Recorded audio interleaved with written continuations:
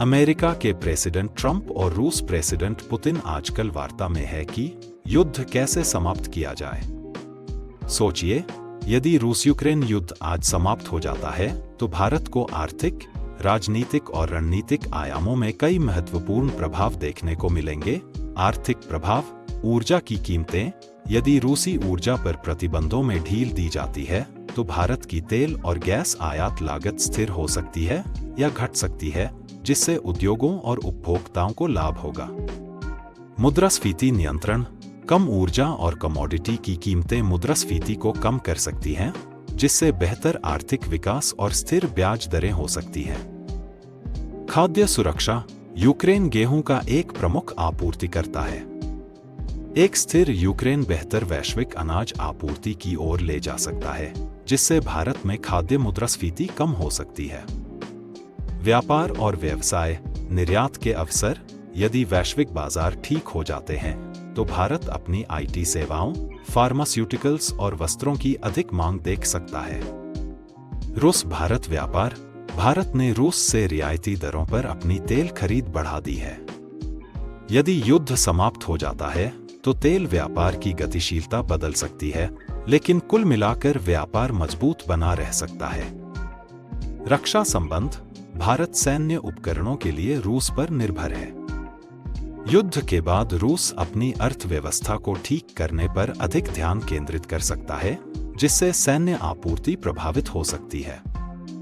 भूराजनीतिक और सामरिक प्रभाव। संतुलन अधिनियम। भारत ने रूस और पश्चिम के बीच तटस्थ रुख बनाए रखा है। युद्ध के बाद अमेरिका, यूरोपीय संघ और रूस के साथ राजनयिक संबंध अधिक लचीले हो सकते हैं। ब्रिक्स और वैश्विक भूमिका। रूस के संभवतः कम अलग-थलग होने के साथ ब्रिक्स, ब्राजील, रूस, भारत, चीन, दक्षिण अफ्रीका वैश्विक मामलों में एक मजबूत भूमिका निभा सकते हैं। चीन कारक। यदि रूस कमजोर होता है तो चीन अधिक प्रभाव डालने की कोशिश कर सकता है। भारत को अपनी क्षेत्रीय रणनीतियों पर पुनर्विचार करने की आवश्यकता हो सकती है।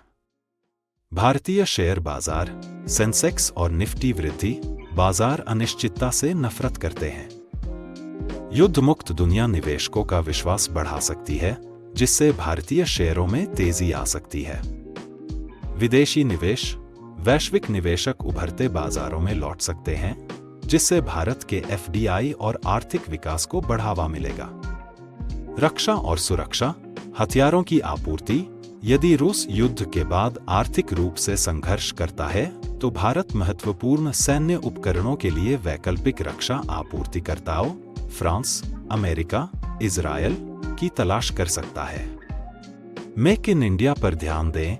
युद्ध ने पहले ही भारत को रक्षा विनिर्माण में आत्मनिर्भरता की ओर धकेल दिया है। यह प्रवृत्ति जारी रहने की संभावना है। आम लोगों पर प्रभाव। ईंधन की कम कीमतें। पेट्रोल, डीजल और एलपीजी की कीमतें स्थिर हो सकती हैं, जिससे घरेलू खर्च कम हो सकते हैं। सस्ता सामान। यदि आपूर्ति श्रृंखला सामान्य हो जाती है तो इलेक्ट्रॉनिक आइटम, उर्वरक और खाद्य पदार्थों की कीमतें कम हो सकती हैं। नौकरी बाजार में तेजी। एक स्थिर वैश्विक अर्थव्यवस्था नौकरी के अवसरों में सुधार कर सकती है, खासकर आईटी, विनिर्माण और निर्यात में। आपको क्या लगता है, यह युद्ध कब खत्म होगा? आपके विचार हमें बताएं और चर्चा करें। जय हिंद।